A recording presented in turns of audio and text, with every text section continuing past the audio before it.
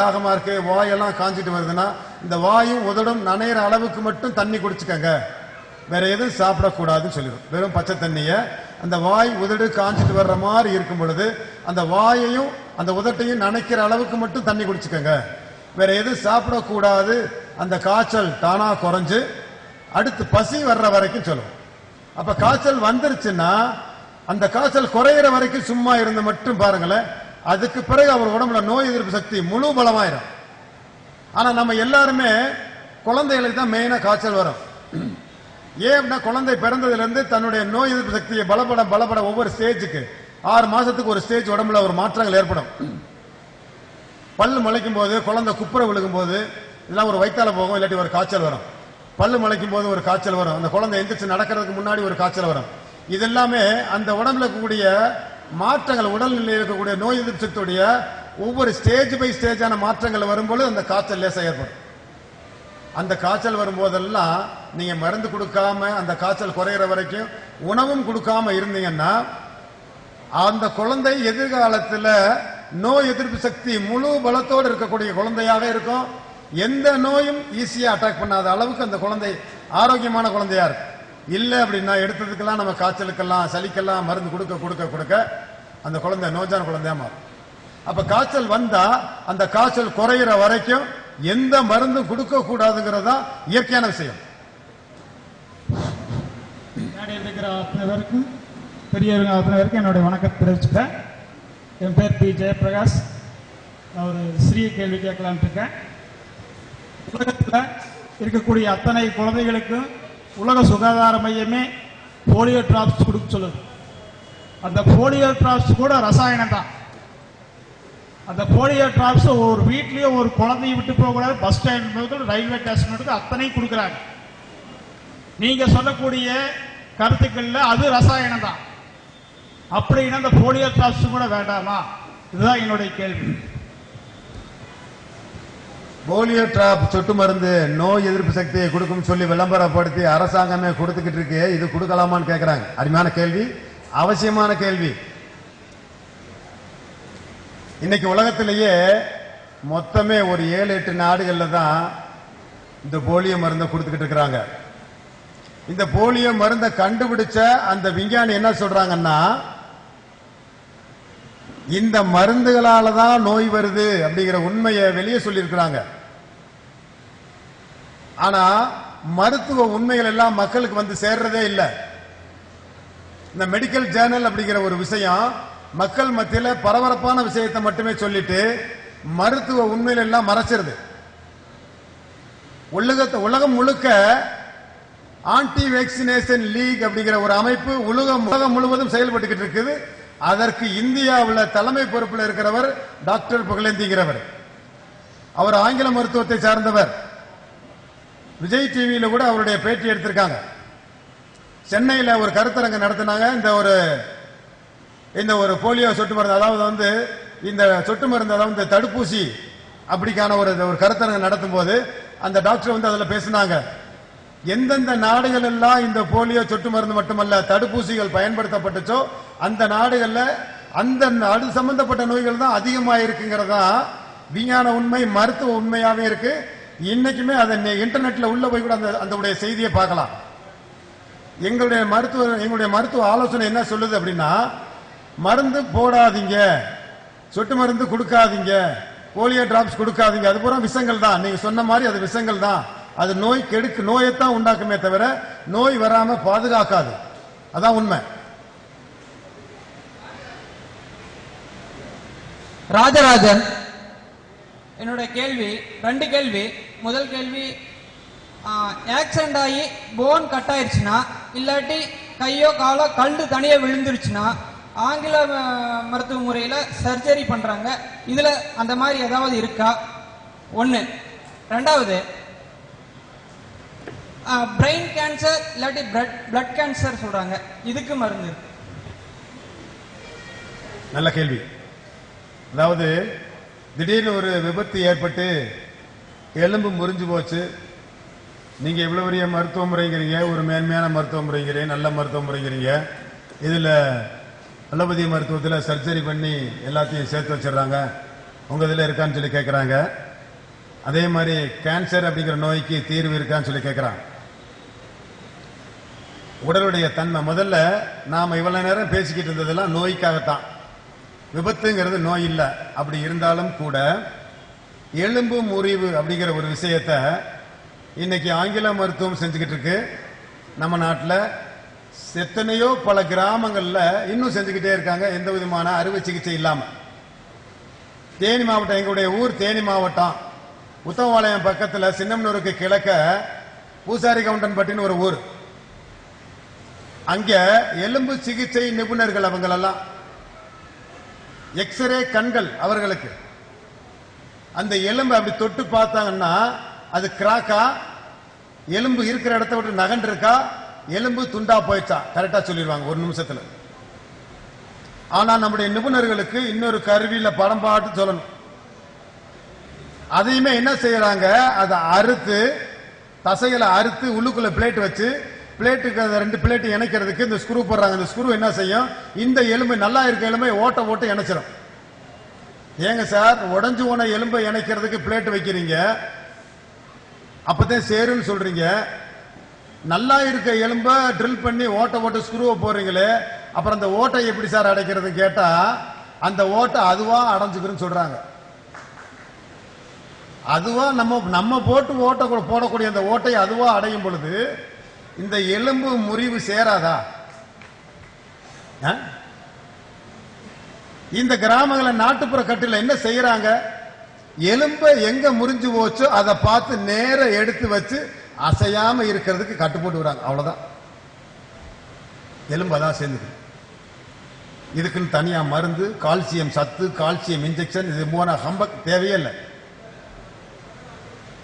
இந்த நாட்டுப்புற கட்டில நாங்க சொல்லக்கூடிய அந்த கிராமத்துல ஒரு கிராமவாசி, அவங்க தான் எலும்பு சிகிச்சை நிபுணர்கள். ஒரு 72 வயது மூதாட்டிக்கு கீழே விழுந்துட்டாங்க. அவங்க அந்த கீழே போட்டுக்க அந்த டைல்ஸ்ல தண்ணி இருந்ததை பார்க்காம காலை வலிச்சு, வலது கால் வலது பக்கம், இடது கால் இடது பக்கம், 72 வயசு மூதாட்டி சர்க்கஸ் பண்ண மாதிரி ஆகி இடுப்பு எலும்பு கலண்டு தனியாயிடுச்சு. என்ன செஞ்சிருப்பாங்க இன்னைக்கு நமக்குடைய இவங்க, நம்முடைய மருத்துவ சிகிச்சை நிபுணர், எலும்பு சிகிச்சை நிபுணர் என்ன செஞ்சிருப்பாங்க பாருங்க, யோசிச்சு பாருங்க. இடுப்பு எலும்பு தனியா கலண்டு தொங்குது, ஆடுதுங்க. நீ சேரவே சேராது வயசான மூதாட்டிக்குன்னு சொன்னாங்க. அவங்க அப்படி சொல்லுவாங்க. இல்ல ஆபரேஷன் பண்ணி பார்க்கலாம் பாங்க. அங்க போன உடனே தொட்டு பார்த்த உடனே சொன்னாங்க, இடுப்பு எலும்பு விலை இருக்கு, பயப்பட வேணா, சேர்ந்துக்கிறோம். 72 வயசுலயுமா? மனிதனுக்கு உயிர் இருக்கிற வரைக்கும் அந்த உயிரை, அந்த உடலை பாதுகாக்கிறதுக்கு தேவையான ஆற்றல் இருக்கும், கவலைப்படாதீங்க சொன்ன. 3 மாசம் அவங்கள அசையாம ஆடாம படுக்க வச்சிருந்தாங்க.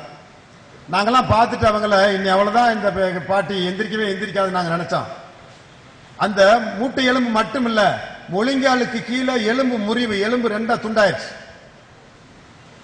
அவங்க கீழே படுக்க வச்சு இடுப்புல ஒரு கட்டை போட்டு 2 பக்கத்துலயும் இடுப்பு கிட்ட ஒட்டி மிகப்பெரிய ஒரு அணவு, அதாவது எங்கிட்ட இடுப்பு திரும்பிடாத அளவுக்கு ஒரு கட்டு, கீழே பாதத்தை நேர வச்சு அந்த பாதத்தை கிட்ட திரும்ப முடியாத மிகப்பெரிய ஒரு தடுப்பு போட்டு வச்சுட்டாங்க. 3 மாசத்துல அந்த கிழவி, அந்த பாட்டி எந்திரிச்சு சாதாரண இப்ப நடந்துட்டு இருக்காங்க, நல்லா இருக்காங்க. ஆனா இன்னைக்கு இந்த கால் எலும்பு உடைஞ்சு போச்சுன்னு சொல்லக்கூடிய இந்த அறுவை சிகிச்சை நிபுணர்கிட்ட போனா அந்த பகுதியே பார்த்தா கருத்து போற அளவுக்கு, அந்த எலும்பெல்லாம் சூம்பி போற அளவுக்கு சிகிச்சை முறை. இயற்கை என்னவா இருக்குன்னா, நம்ம உடம்புக்கு என்ன தேவை அது உற்பத்தி பண்ணிக்கிறோங்க. எலும்பு உடைஞ்சு வச்சா அந்த எலும்பு சேரக்கூடிய ஆற்றல் நேர சேர்த்து வச்சா போதும், அது தானா சேர்ந்துக்கு, எந்ததும் தேவையில்லை. அதே மாதிரி கேன்சர் நோயை பத்தி கேட்கிறாங்க. கேன்சர் அப்படின்னு இப்ப கண்டுபிடிச்சு சொல்றாங்களே, அது 4ஆம் கட்டம் அல்லது 5ஆம் கட்டத்தில் சொல்றாங்க. நம்ம முதல்ல பார்த்தா, நம்ம சாப்பிடக்கூடிய உணவு முறையா ஜீரணமானா சக்தியா இருக்கும், முறையில்லாத ஜீரணமாச்சுன்னா கெட்ட வாயுவா மாறும். இந்த கெட்ட வாயுக்கள் தான் உடம்புல எங்க வேண்டாலும் போய் தேங்கும், ரத்த ஓட்டத்தோட சேர்ந்து. ரத்த ஓட்டத்தோட சேர்ந்து உடம்புல எந்த பகுதியில் வேணாலும் தங்கும். அந்த பகுதியில் அங்க தங்கி அந்த கெட்ட வாயு அப்படி நீர் சக்தியாக மாறும். அந்த நீர் சக்தி கட்டி பொருளா மாறும். அதுதான் இயற்கை. அந்த கட்டி பொருள் அந்த உடம்புல நோய் எதிர்ப்பு சக்தியை பொறுத்த அளவுக்கு தாங்கிட்டு இருக்கும். உடம்புல நோய் எதிர்ப்பு சக்தி கம்மியாகும் பொழுது அந்த கட்டி பொருள் கெட்டு போக ஆரம்பிக்கும், அழுக ஆரம்பிக்கும். அந்த நிலையில தான் இவங்க கண்டுபிடிக்கிறாங்க கேன்சர் அப்படின்னு. எப்படி கண்டுபிடிக்கிறாங்க? அந்த கட்டி நம்ம உடம்போட எதிர்க்கை சக்தி எப்படி இருக்குன்னா, ஒரு கெட்ட வாய்வு உடம்புல எங்கேயாவது தேங்குச்சுன்னா அதை சுத்தி ஒரு பாதுகாப்பு வளையம், ஜவ்வாலான சளியாலான ஒரு பாதுகாப்பு வளையத்தை உடம்பு ஏற்படுத்திடும். அது அந்த பாதுகாப்பு வளையத்துக்குள்ளேயே இருந்து அந்த கெட்ட போர்ஸ் அழிக்கிறதுக்கு உடம்பு முயற்சி பண்ணிக்கிட்டே இருக்கும். அதையும் மீறி அந்த கெட்ட போர்ஸ் வளர்ந்து அது அழுகி போக ஆரம்பிக்கும் பொழுதுதான் அது கேன்சர்ங்கிற நிலைக்கு வருது. அந்த நிலையில இப்ப என்ன செய்யறாங்க, மருத்துவங்கிற பேர்ல, நாங்க டயக்னோஸ் பண்றோங்கிற பேர்ல, பயாப்சிங்கிற பேர்ல அந்த கட்டியை பிச்சு எடுக்கிறாங்க. கேன்சரா நாங்க கண்டுபிடிக்கணும். அந்த பாதுகாப்பு வளையத்தை உடைச்சிடுறாங்க. பாதுகாப்பு வளையத்தை உடைச்சாச்சு அப்படின்னா அந்த கேன்சர் அவன நோய் நிச்சயமா உடம்பெல்லாம் பரவும். பெரும்பாலும் பாருங்களேன், அந்த பயாப்சி பண்ணப்பட்ட அந்த நோயாளிகளுக்கு மிகப்பெரிய தொந்தரவும் சீக்கிரமாவே அவங்க இறந்து போகக்கூடிய நிலைக்கு ஆயிராங்க.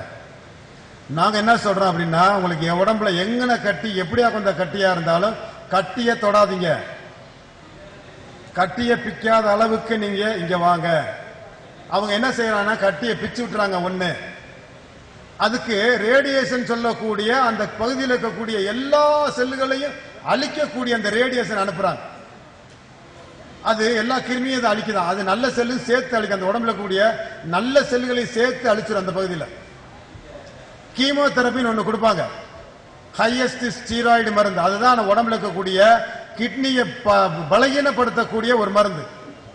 15 நாளைக்கு ஒரு ஸ்டீராய்டு மருந்து, வாரத்துக்கு 5 நாள் ரேடியேஷன், அந்த கீமோ, அந்த பயாப்சி, இதெல்லாம் பண்ண பண்ண பண்ண அந்த நோய் வேகமா பரவும். நாங்க என்ன சொல்றோம் அப்படின்னா, அந்த மாதிரி கட்டி எந்த மாதிரி கட்டியாக இருந்தாலும் கட்டியை தொடாம, ரேடியேஷன் பண்ணாம, கீமோதெரபி பண்ணாம அக்குபஞ்சர் சிகிச்சை எடுக்கும் பொழுது நிச்சயமா குணமாகக்கூடிய வாய்ப்பு.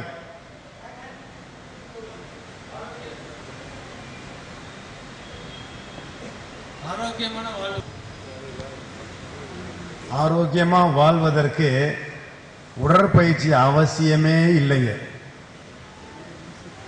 இயற்கைக்கு புறம்பாக நம்ம வாழ்றதுனாலதான் இந்த உடற்பயிற்சி நம்ம தேட ஆரம்பிக்கிறோம். சாதாரணமா ஒரு மனிதன் தூங்க வேண்டிய நேரம் ஒன்னு இருக்கு. மனிதன் தூங்க வேண்டிய நேரம் இரவு 11 மணியிலிருந்து இரவு 3 மணி வரை கட்டாயம் தூங்க வேண்டிய நேரம். ஏன் அப்படின்னா, இந்த நம்மளை சொல்லுமே கல்லீரல் சொல்லக்கூடிய அந்த கல்லீரலும் பித்தப்பையும் தன்னைத்தானே பலப்படுத்தி கொள்ளக்கூடிய நேரம், உடம்பில் இருக்கக்கூடிய நச்சுக்களை நீக்கக்கூடிய நேரம் அந்த 11 to 3. இந்த 11 to 3 நம்ம கட்டாயமா தூங்கணும். அதே மாதிரி அதிகாலை 3 to 5 நம்ம தூங்கி எந்திரிச்சு வெளிக்காத்த சுவாசிக்கலாம். ஏன் வெளிக்காத்த சுவாசிக்கணும்? அந்த பிரம்ம முகூர்த்தம் சொல்றாங்களே, பிரம்ம முகூர்த்தம் சொல்றாங்களே, இந்த 3 to 5 ஏன் அந்த பிரம்ம முகூர்த்தம் சொல்றாங்கன்னா, வெளிக்காற்றுல அப்பதான் ஓசோன் நிறைஞ்சிருக்கும். அதாவது உயிர் சக்தி அதிகமா இருக்கக்கூடிய நேரம் அந்த அதிகாலை நேரம். அந்த அதிகாலை நேரத்துல தான் நம்முடைய உடலில் இருக்கக்கூடிய நுரையீரல்ங்கிற உறுப்பு தன்னைத்தானே புதுப்பித்துக் கொள்ளக்கூடிய நேரம். அப்ப அன்றைய பொழுதுக்கு தேவையான சக்தியை கிரகிக்கக்கூடிய வேலையை அந்த அதிகாலையில செய்யுது. நீங்க அதிகாலை நேரத்தில் மட்டும் எந்திரிக்கக்கூடிய ஒரு பழக்கத்தை மட்டும் நீங்க கொண்டீங்கன்னா உங்கள் உடல் எப்பொழுதுமே முதல் ஆரோக்கியமா இருக்கும். உடற்பயிற்சிக்கு அவசியம் இல்லை. ஆரோக்கியமா வாழ்வதற்கு உடற்பயிற்சி அவசியமே இல்லை.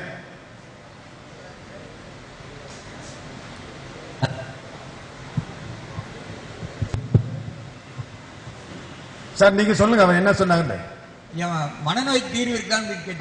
சரி சரி, மனநோய்க்கு சிகிச்சை இருக்குதா அப்படின்னு சொல்லி கேள்வி. நம்முடைய உறுப்புல, நம்முடைய உடல்ல முக்கியமான 5 உறுப்புகள் தான் ராஜ உறுப்புகள்.